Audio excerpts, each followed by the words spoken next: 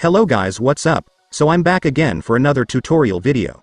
So in this video, I will gonna show you how you can leave a server on Discord, so if you are interested then keep on watching.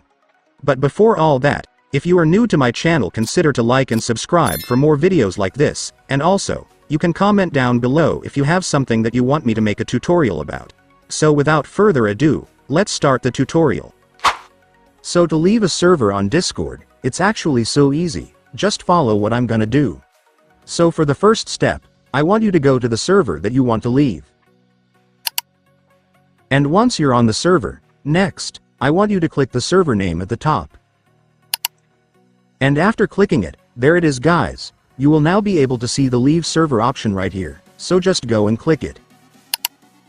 And then Discord will ask you for confirmation if you really want to leave the server. Just click the leave server button to confirm it. And after that, it's done. Congratulations, you have now successfully left the Discord server.